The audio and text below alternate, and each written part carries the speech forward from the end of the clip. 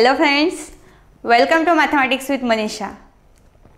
आज आपण जॉमेट्रीचंच बघत आहोत आणि त्यामध्ये प्रॅक्टिस सेट 1.2 चा सेकंड पार्ट आज आपण बघणार आहोत। सो जो फर्स्ट पार्ट आहे त्या पार्टमध्ये मी फर्स्ट, सेकंड आणि थर्ड अशा तीन जे इम्पॉर्टंट प्रॉपर्टीज आहेत त्या शिकवलेल्या आहेत। देन त्यासोबतच मी प्रॅक्टिस 1.1 सुद्धा फर्स्ट पार्टमध्ये सांगितलेलं आहे। फक्त त्यामध्ये फर्स्ट आणि सेकंड एक्झाम्पल घेतलेले आहेत। आता जे रिमेनिंग एक्झाम्पल आहेत थर्ड, फोर्थ अँड फिफ्थ ते आपण पार्ट 2 मध्ये बघणार आहोत।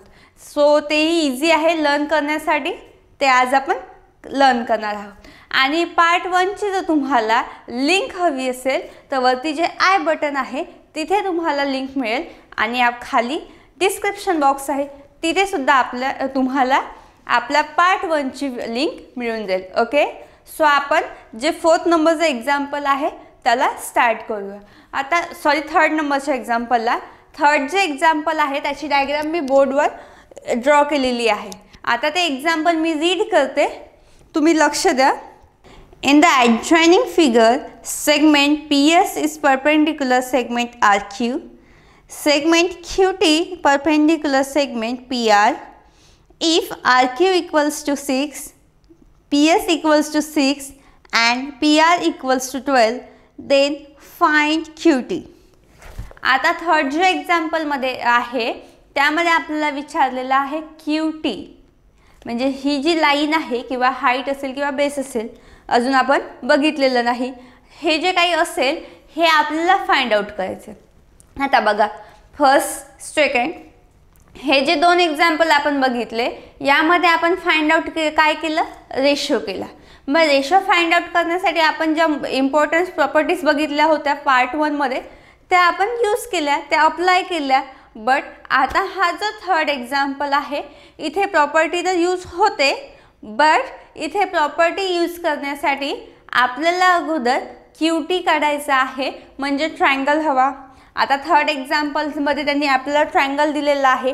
सो हा जो ट्रायंगल आहे इथे मी ड्रॉ केलेला आहे।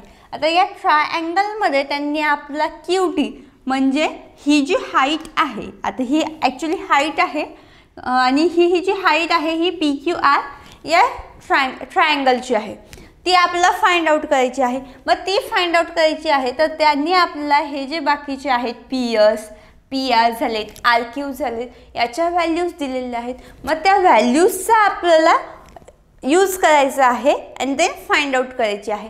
सो हे थोडंसं आपल्याला हार्ड वाटते, बट एक वेळेस तुम्ही समजून घेतलं तर हे तुम्हाला सॉल्व करण्यासाठी एकदम इझी आहे। सो मी व्हॅल्यूज लिहिते इथे। सुरुवातीला डायग्राममध्ये आपण व्हॅल्यू पुट करू।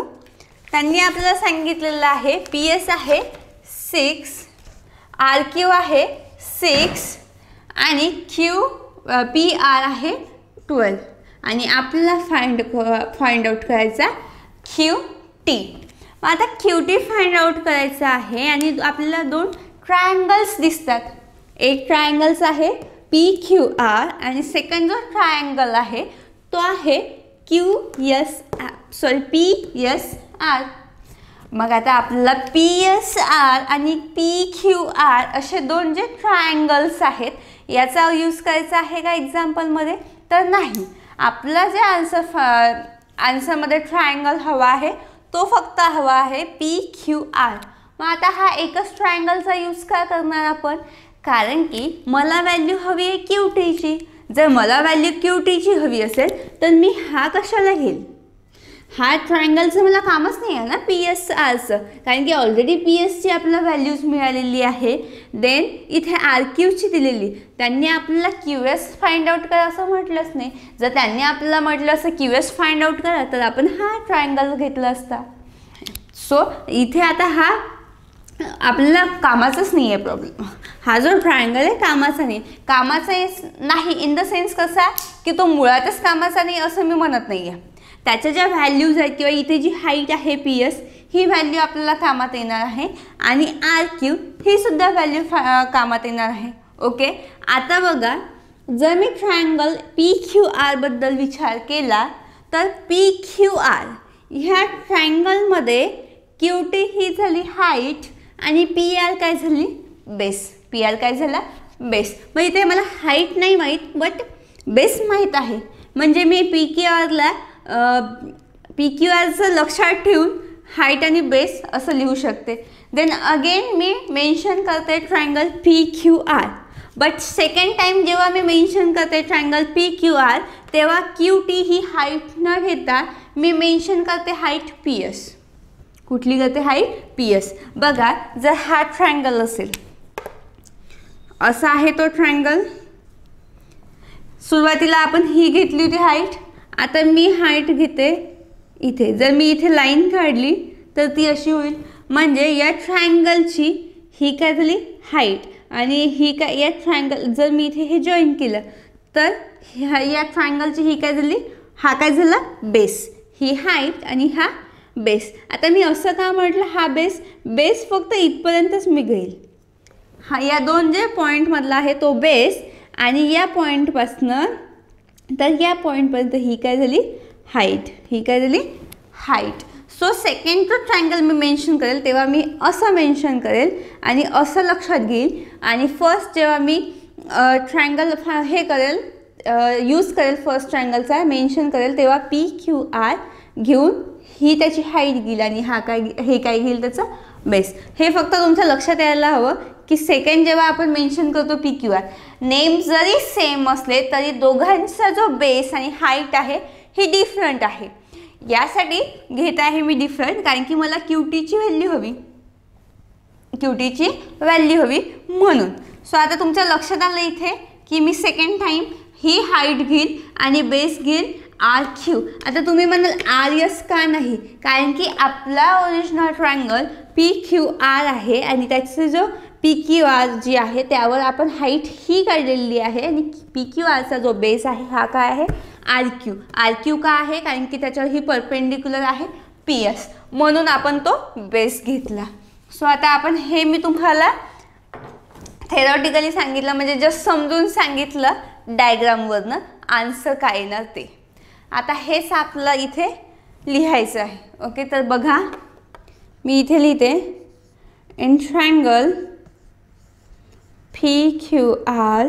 आता ट्रायंगल पी क्यू आरमध्ये base equal to B1 equal to, आता triangle P Q R first हा आहे, फर्स्ट हा, तर या ट्रायंगलमध्ये मी बेस कुठला घेतला पी आर आणि तो किती आहे 12.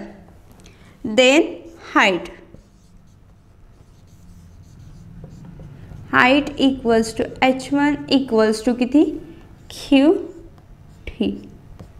माहीत आहे का नाही. आता हे झालं फर्स्ट ट्रायंगलसाठी. आता सेकंड ट्रायंगलचा जेव्हा मी विचार करते तेव्हा कुठला होईल पी क्यू आरच होईल, बट हाईट ही येईल आणि बेस ही येईल. ओके, मग इथे लिहू आपण triangle P Q R. In triangle P Q R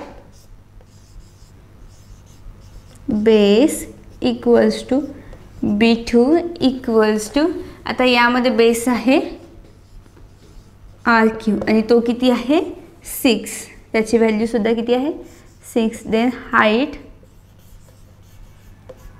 equals to H2 equals to PS equals to 6. आता आपण सेम नेमची का घेतले ट्रायंगल, कारण की मला या दोन ट्रायंगलचा काय घ्यायचा आहे रेशो. आता आपण हे मेन्शन केल्यावर रेशो घेऊ आणि रेशोमध्ये जे आपण B1 B2 असे येतात बेस आणि हाईट त्यांचं काय घेऊ प्रोडक्ट घेऊ. ओके, सो मी इथे लिहिते area of ratio area of triangle PQR upon area of triangle again PQR equals to, आता फर्स्ट एरिया ऑफ ट्रायंगल कुठला आहे हा B1 मल्टिप्लाय H1 आणि B2 मल्टिप्लाय H2.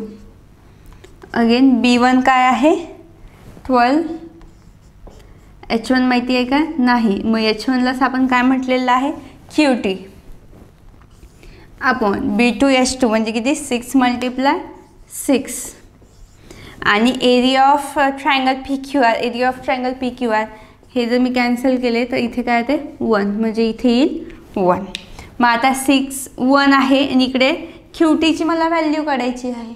मग QTची व्हॅल्यू काढायची आहे म्हणून ही टर्म मी ॲज इट इज ठेवणार आणि खाली जे मल्टिप्लिकेशनमध्ये नंबर आलेले 6 मल्टिप्लाय 6 ते आपण या साईडला घेऊ. ओके, मग ते होईल इकडे आल्यावर 6 मल्टिप्लाय 6 असे होतील. ओके, पण आपण हे इथे न लिहिता सेकंड स्टेपमधून लिहू.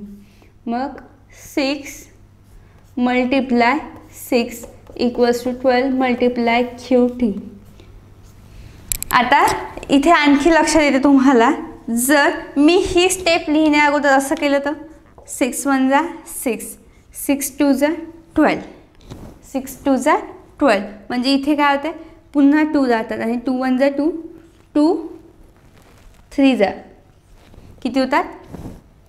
6, 2 3 जा 6 म्हणजे मला ही एवढी स्टेप इथे लिहिण्याचं काम आहे का? नाही. इथे सॉल्व झालं माझं एक्झाम्पल आणि इथे काय येईल?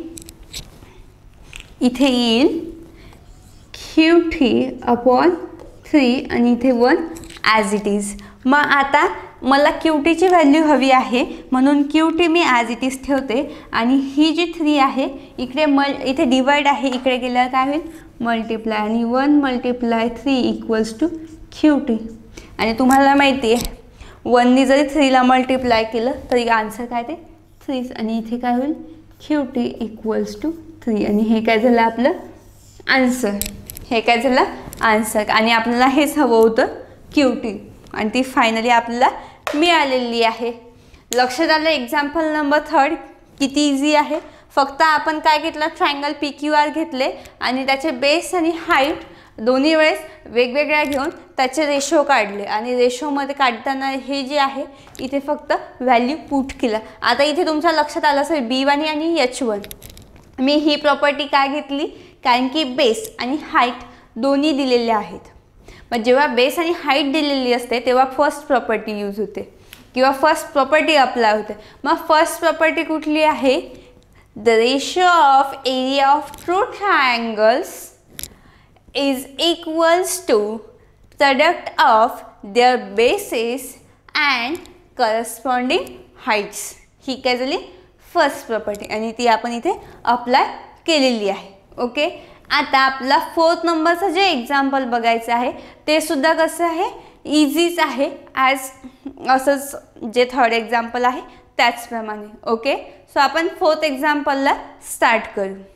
सो आता एक्झाम्पल नंबर 4 आपण बघणार आहोत आणि एक्झाम्पल नंबर 4 जे आहे ते मी इथे बोर्डवर लिहिलेलं आहे आणि त्याचसोबत आपल्याला एक डायग्राम दिलेली आहे. आता त्यांनी आपल्या एक्झाम्पलमध्ये काय म्हटलेलं आहे बघा. In the adjoining figure AP is perpendicular BC, AD is parallel to BC, then find ratio. हा काय आहे? रेशो आहे. तो फाइंड आउट आपल्याला करायला सांगितला. कुठला ratio? Area of triangle ABC and area of triangle BCD. आता रेशो फाइंड आउट करायला सांगितला म्हणजे इथे आपल्याला प्रॉपर्टी अप्लाय करायची आहे. सो प्रॉपर्टी अप्लाय करायची आहे पण कुठली प्रॉपर्टी हे आपल्याला लक्षात यायला हवं. मग बघा आता ट्रायंगल कुठले कुठले सांगितलं? ABC. एक्झाम्पलमध्ये जी इन्फॉर्मेशन दिलेली आहे त्याच्याच बेसवर आपण काय करणार? आन्सर फाइंड आउट करणार. आता मला इथे ट्रायंगल दिलेले आहेत ABC आणि BCD म्हणजे दिलेल्या डायग्राममध्ये 2 ट्रायंगल आहे आणि त्याचे जे नाव आहे ते सुद्धा त्यांनी दिलेले आहेत. याचाच यूज करून मला ते ट्रायंगल बघायचे आहेत. बघा ABC म्हणजे कुठला? हा ABC हा फर्स्ट ट्रायंगल. सेकंड आहे BCD म्हणजे BCD हा सेकंड. हा जो आहे हा सेकंड ट्रायंगल होईल. ओके, आणि हा काय आहे? फर्स्ट. जे 2 ट्रायंगल आहेत ते एकमेकांमध्ये गेलेले आहेत त्यामुळे तुम्हाला ते तसे दिसतात. अदरवाईज तुम्ही इथे हे सेपरेट केले तर तुम्हाला ABC हा एक ट्रायंगल दिसेल आणि BCD हा वेगळा ट्रायंगल दिसेल. आता इथे आणखी तुम्हाला दिसते AP इज परपेंडिक्युलर BC. काय म्हटलेलं आहे? AP कशी आहे? परपेंडिक्युलर कशाला? BCला. मग AP ही कुठल्या ट्रायंगलमध्ये आहे? ती आहे ABC ह्या ट्रायंगलमध्ये. आता डायग्राममध्ये ही जी रेड डॉटेड लाईन काढलेली आहे ही मी सुरुवातीलाच काढलेली आहे. ॲक्च्युली ती डायग्राममध्ये तुम्हाला दिलेली नाही आहे, पण मी तिथे यासाठी काढली तुम्हाला मला एक्झाम्पल समजून सांगायचं आहे म्हणून. आता या ट्रायंगलमध्ये ABC त्यात हाईट दिलेली आहे AP आणि BC काय झाली? त्याची बेस झाला. BC काय झाला? बेस. आता इथे ऑलरेडी त्यांनी हाईट दिलेली होती म्हणून मला तिथे डॉटेड लाईनने काढावं लागली का? नाही. बट BCD हा जो ट्रायंगल आहे या ट्रायंगलमध्ये त्यांनी आपल्याला हाईट दिलेलीच नाही आहे. मग या ट्रायंगलची जर मी हाईट काढली तर ती कुठे होते? इथे DE. बघा इथे डॉटेड लाईनने मी काढलेली आहे. म्हणजे या ट्रायंगलची DE काय झाली? हाईट. आणि ट्रायंगल कुठला आहे? BCD. BED म्हटलं का? नाही. ट्रायंगल BCD म्हटला म्हणून बेस होईल फक्त BC. काय होईल? BC. असं नाही होणार की मी आता इथे हाईट काढली तर ट्रायंगलचं नाव चेंज होईल आणि BDE किंवा BED होईल. असं शक्य नाही आहे, कारण की ऑलरेडी त्यांना आपल्याला दिलेलं आहे नाव BCD आणि मला त्या BCD जो ट्रायंगल होता त्यामध्ये हाईट नव्हती आणि ती मला हवी आहे म्हणून मी ती एक्स्ट्रा काढली आणि तीच फक्त ॲड केली. त्यासोबत मी हा जो पोर्शन आहे हा त्यामध्ये ॲड केलेला नाही आहे. म्हणजे बेस जो आहे ट्रायंगलचा सुरुवातीचा तोच राहणार. ओके. मग आता मला हाईट दिली, बेस दिला, दोन्ही याच्यामध्ये मिळालेलं आहे ना. मग फर्स्ट प्रॉपर्टी अप्लाय होईल का? कारण की जेव्हा बेस आणि हाईट असते तेव्हा आपण फर्स्ट प्रॉपर्टी अप्लाय करतो, हो की नाही? तर असं होणार नाही ते, कारण की इथे आपल्याला आणखी सुद्धा गोष्टी दिलेल्या आहेत जर तुम्ही ऑब्झर्व केलं तर. बघा AD पॅरलल टू BC म्हटलं, AD पॅरलल टू BC. जर हे असं नसतं, फक्त दोन डायग्राम असतं आणि AD पॅरलल BC दिलेली नसती तर आपण फर्स्ट प्रॉपर्टी अप्लाय केली असती. बट इथे फर्स्ट प्रॉपर्टी अप्लाय होत नाही, हे तुम्ही लक्षात घ्या. आता AD पॅरलल आहे BCला, म्हणजे हे जे दोन ट्रायंगल्स आहेत हे कशाच्या मध्ये झाले? दोन पॅरलल लाईनच्या. मग ह्या दोन पॅरलल लाईन आहेत. आता बघा दोन पॅरलल लाईन आहेत म्हणून हा जो ट्रायंगल आणि हा जो ट्रायंगल आहे यांची जी हाईट असेल ही सुद्धा इक्वल असेल, कारण की ते दोन पॅरलल लाईनच्या मध्ये आलेत ना ट्रायंगल. जर ते पॅरलल लाईनमध्ये नसते तर त्यांची हाईट डिफरंट असते. एक छोटा ट्रायंगल असतात, एक मोठा असतं. बट हे जेव्हा एका पॅरलल लाईनमध्ये येतात तेव्हा त्यांची ही जी हाईट असते ही इक्वल येते. मग आता इथे हाईट इक्वल आली. काय आली? हाईट इक्वल आली. आणि हाईट कुठल्या प्रॉपर्टीमध्ये इक्वल आहे तुम्हाला लक्षातच आहे किंवा तुम्हाला माहीत आहे. मग इथे ती प्रॉपर्टी यूज होते जिथे हाईट इक्वल असते ती. मग आता इथे हाईट इक्वल आहे हे आपल्या लक्षात आलं. मग ह्या सगळ्या गोष्टी ज्या लक्षात आल्या त्या आपल्याला लिहून काढायच्या आणि त्याच्या बेसवर आपल्याला हा जो रेशो आहे तो फाइंड आउट करायचा. रेशो फाइंड आउट करणं इझी आहे कारण की आता आपल्याला लक्षात आलं की कुठली प्रॉपर्टी यूज करायची. ओके. बघा मी इथे लिहिते, कुठलेही एक्झाम्पल सॉल्व करताना आपलं महत्त्वाचं काम असते की दिलेल्या एक्झाम्पलमध्ये इन्फॉर्मेशन व्यवस्थित रीड करायची, काय दिलेलं आहे ते बघायचं आणि त्याचा आन्सर त्याच्याच क्वेश्चनमधल्या दिलेल्या डेटावरून आन्सर फाइंड आउट करायचा. मी काय केलं, फक्त आन्सर बघितलं, क्वेश्चनमध्ये दोन ट्रायंगल दिलेले आहेत म्हणजे त्याचाच यूज होईल. देन मला लक्षात आलं की परपेंडिक्युलर म्हटलेलं आहे, मग मी परपेंडिक्युलर बघितल्या, पॅरलल लाईन्स बघितल्या आणि यावरूनच माझ्या लक्षात आलं की इथे प्रॉपर्टी फर्स्ट यूजच होत नाही. मग इथे फर्स्ट प्रॉपर्टीचा यूज होत नाही म्हणजे दुसरी कुठली प्रॉपर्टी यूज होते हे मी बघितलं आणि ते जेव्हा मी शोधलं तेव्हा माझ्या लक्षात आलं की इथे हाईट इक्वल आहेत. मग हाईट्स इक्वल आहे तर कुठली प्रॉपर्टी अप्लाय करायची हे सुद्धा लक्षात आलं. इझी आहे ना. चला मग मी इथे लिहिते, triangle ABC and triangle BCD are on same base. आता हे मी डिरेक्टली लिहिलं. इथे तुम्हाला म्हटलं नाही इन ट्रायंगल ABC, मग बेस, मग हाईट, मग पुन्हा in triangle BCD, base, height, हे खूप लेंदी आहे. त्यापेक्षा आपण असंही लिहिलं तरी चालते. तुम्ही हे आन्सर तुमच्या बोर्डच्या एक्झाममध्ये लिहिलं तरी चालेल. ते कसे आहेत, त्या दोघांच्या जे दोन्ही ट्रायंगल आहेत त्यांचा जो बेस आहे तो सेम आहे म्हणून मी सेम लिहिलं. देन आता इथे पुन्हा मी लिहिणार AD पॅरलल आहे BCला. म्हणजे त्या ज्या लाईन्स आहेत त्या कशाच्या मदत आहे, AD आणि BE सॉरी हे जे दोन ट्रायंगल आहेत ते कशाच्या मदत आहे, बिटवीन टू पॅरलल लाईन्स. मग इथे लिहू आपण दे आर between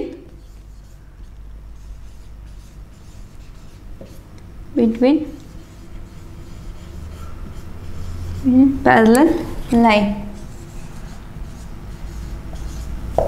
कशाच्या मध्ये, दोन पॅरलल ज्या लाईन आहेत त्याच्या मध्ये आहे. देन हे झाल्यावर आपण आता इथे डिरेक्टली रेशो घेऊ. मग रेशो मध्ये लिहू एरिया ऑफ ट्रायंगल ABC आणि खाली आहे एरिया ऑफ ट्रायंगल BCD.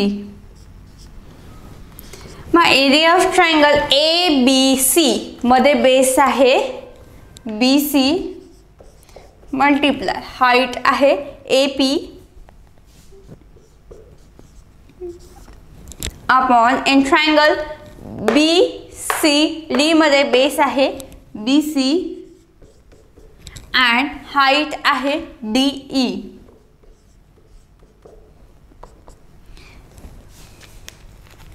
मग आता BC कॅन्सल होईल.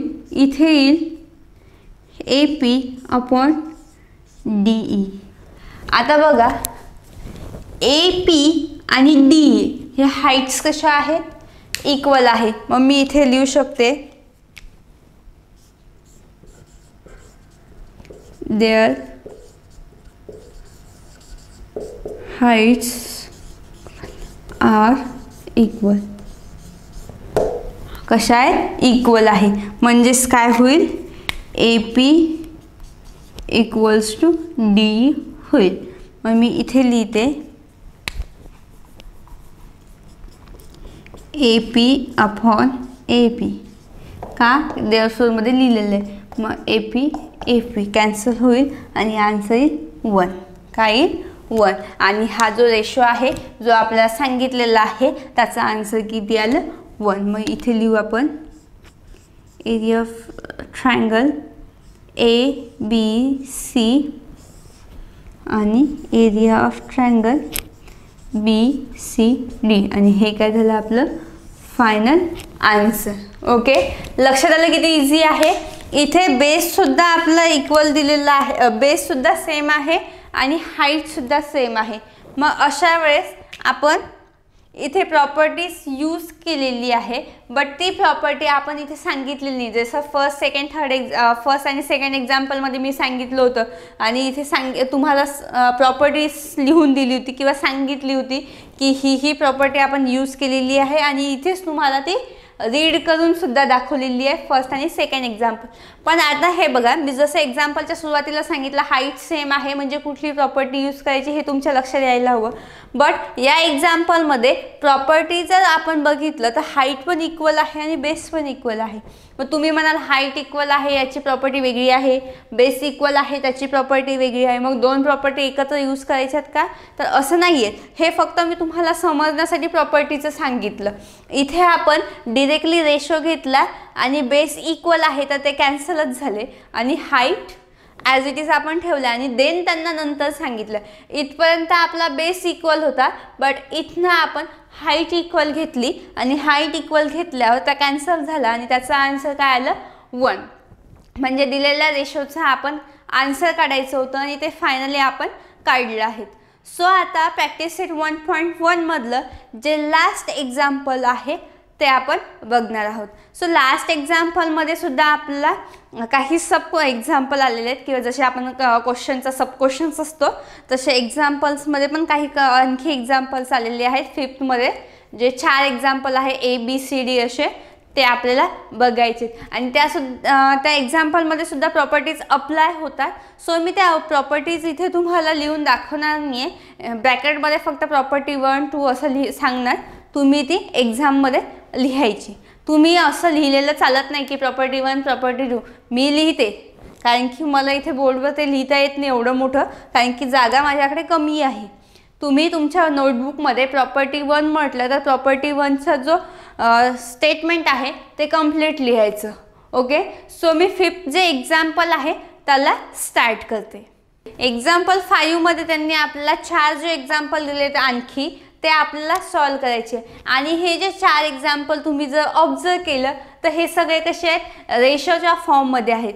म्हणजे इथे आपल्याला लक्षात यायला हवं की रेशोमध्ये आहे म्हणजे इथे प्रॉपर्टी यूज होते. मग कुठली प्रॉपर्टी कुठे अप्लाय करता येते हे आपल्याला फाइंड आउट करायचं किंवा हे आपल्या लक्षात यायला हवं आणि ते आपण इथे अप्लाय करू शकतो.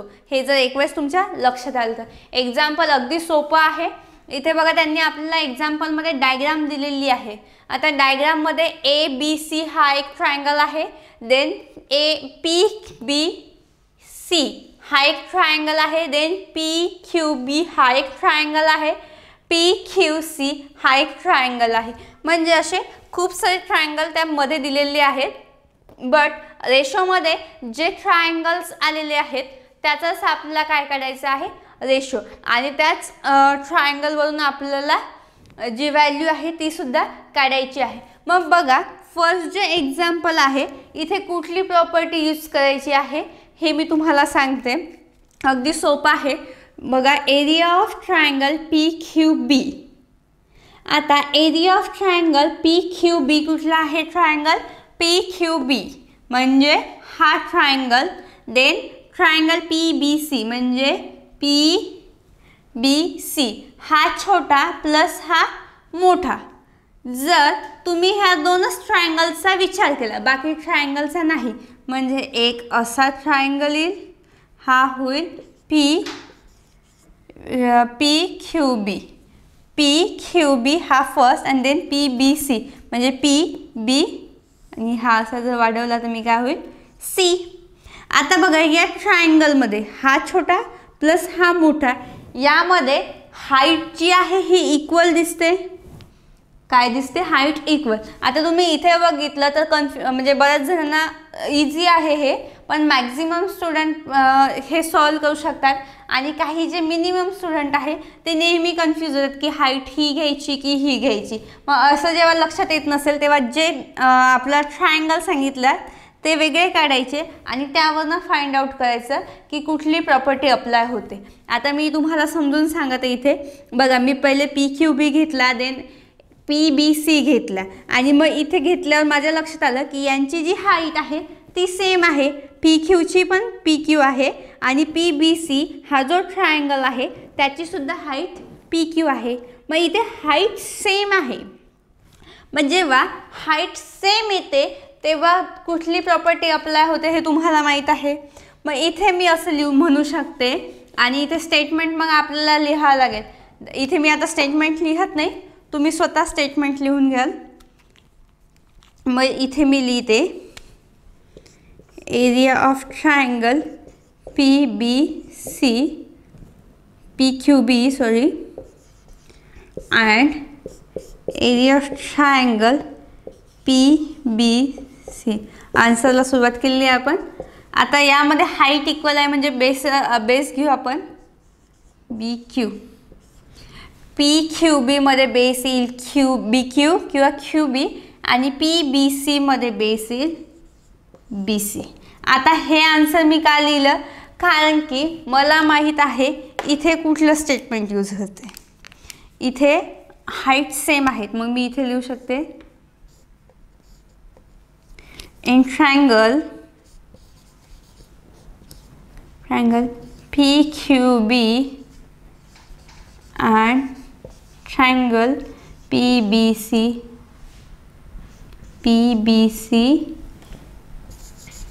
are on same height. आणि तुम्ही खाली स्टेटमेंट लिहायचं इथे.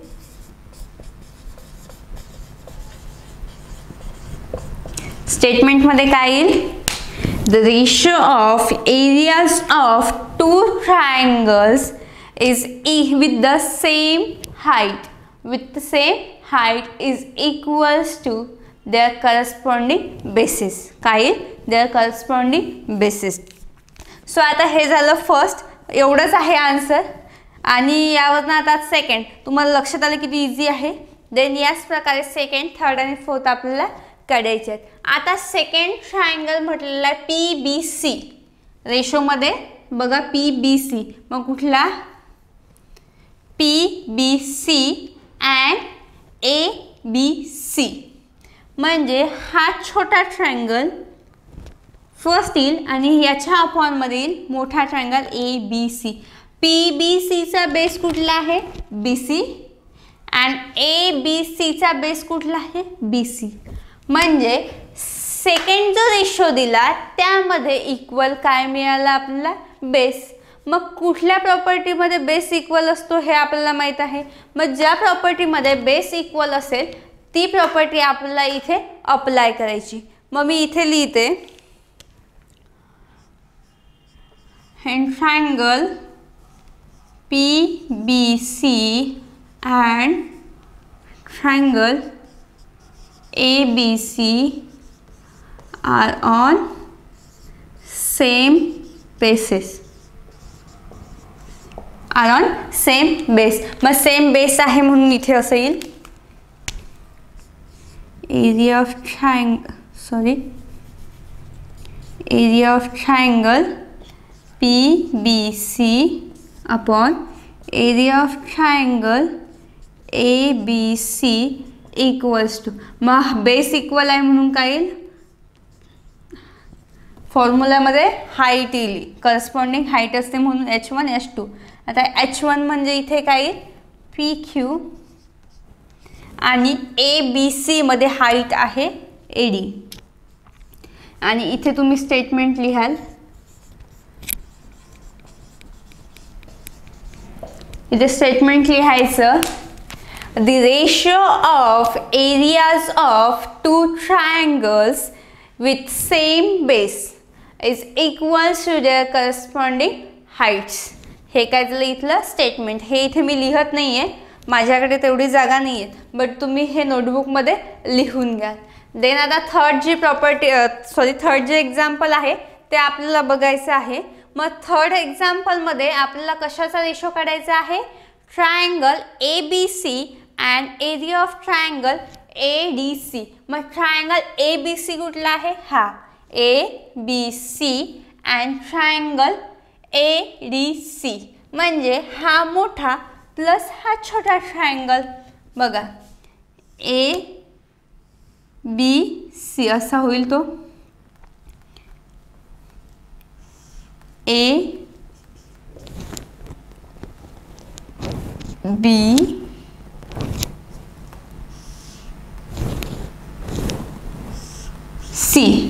हा फर्स्ट ट्रायंगल आणि ADC म्हणजे कुठला? ADC म्हणजे हा मोठ्याच्या अपॉन मध्ये हा छोटा. आता इथे सुद्धा तुम्हाला काय लक्षात येते? दोन्हीच्या ट्रायंगलची हाईट आहे ही कशी आहे? इक्वल आहे. मग हाईट इक्वल असेल म्हणजे फॉर्म्युल्यामध्ये काय येईल? करस्पॉन्डिंग बेस येईल.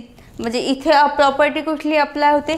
जी प्रॉपर्टी आपण फर्स्ट एक्झाम्पलमध्ये अप्लाय केली ती सेम प्रॉपर्टी इथे सुद्धा अप्लाय होते. मग मी इथे लिहिणार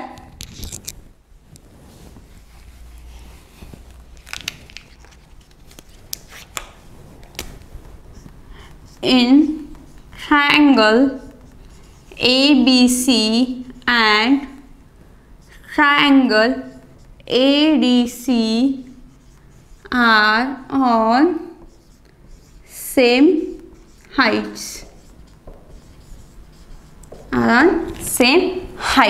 मग हाईट सेम आहे म्हणून मी इथे लिहिते area of triangle ABC upon area of triangle ADC equals to B1 upon B2. कारण की हाईट इक्वल आहे म्हणून करस्पॉन्डिंग काय येईल, बेस येईल, रेशो. मग आता B1 म्हणजे कुठला, ABC. ABC मधला कुठला आहे, BC. आणि ट्रायंगल ADC मधला बेस येईल DC. काय येईल, DC. आणि हे काय झालं आपलं आन्सर. आणि इथे जे स्टेटमेंट असेल ते कुठलं असेल, the ratio of areas of two triangles with the same base is equals to their corresponding heights. हे काय झालं स्टेटमेंट. आता सेम ॲज युजल आपण 4th नंबरचं घेऊ. जसं आपण बाकीचे एक्झाम्पल सोडवले, first, second, third, fourth easy आहे. आता 4th मध्ये कुठली प्रॉपर्टी अप्लाय होते हे आपण बघू. मग मी इथे लिहिते बघा, लिहिण्या अगोदर area of triangle ADC ratio कशाचा काढायचा आपला, ADC आणि PQC. मग ADC कुठे आहे, ADC म्हणजे हा, आणि PQC म्हणजे कुठला, PQC म्हणजे हा ट्रायंगल. एक हा आणि एक हा, असे जे दोन ट्रायंगल आहे हे आपल्याला काढायचे. बघा मग आता PQC ADC असा आहे, PQC कसा आहे, हा ट्रायंगल. आता हा झाला PQC आणि हा झाला ADC. आता या दोन ट्रायंगल मध्ये तुम्हाला बेस इक्वल दिसत आहे का, तर नाही. आणि हाईट इक्वल दिसत आहे का, नाही. ही हाईट छोटी आहे, ही मोठी आहे. मग ज्या ट्रायंगल मध्ये हाईट इक्वल नाही आणि बेस इक्वल नाही, मग अशी कुठली प्रॉपर्टी आहे, फर्स्ट. मग इथे अप्लाय होते फर्स्ट प्रॉपर्टी. मग मला आता इथे स्टेटमेंट लिहायचं काम नाही. जसं मी इथे लिहिलं, in triangle PBC and ABC are on same base, हे मला इथे लिहायचं काम नाही.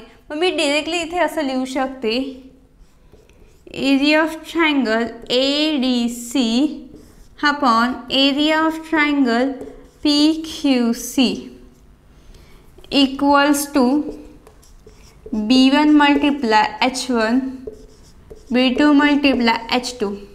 आणि B1 काय आहे बघा, ADC मध्ये B1 आहे DC मल्टिप्लाय H1 आहे AD. देन खाली येईल इन ट्रायंगल PQC मध्ये QC बेस होईल आणि PQ काय होईल, हाईट. इथे QC मल्टिप्लाय काय होईल, PQ. आणि हे काय झालं, area of triangle ADC and area of triangle PQC चा रेशो. हा काय झाला रेशो. आणि हे काय झालं आपलं आन्सर. आता फर्स्ट प्रॉपर्टी आपण इथे अप्लाय केलेली आहे, इथे फर्स्ट प्रॉपर्टी आपण अप्लाय केलेली आहे. मग प्रॉपर्टीच्या खाली इथे तुम्हाला स्टेटमेंटमध्ये लिहावं लागेल. स्टेटमेंट काय असेल आपलं, the ratio of areas of two triangles is equals to the ratio of the product of their bases and corresponding heights. Okay, हे स्टेटमेंट तुम्हाला इथे लिहावं लागेल. आणि हे इथे आपलं जे 5th नंबरचं एक्झाम्पल आहे हे कंप्लीट झालेलं आहे. सो नेक्स्ट जो व्हिडिओ असेल त्यामध्ये आपण भेटूया विथ अ थेरम. जे महत्त्वाचे थेरम्स आहेत ते आपण लर्न करणार आहेत अगदी इझी पद्धतीने, जे तुम्हाला लक्षात येईल अशा. ओके, आता भेटूया नेक्स्ट व्हिडिओमध्ये. So bye.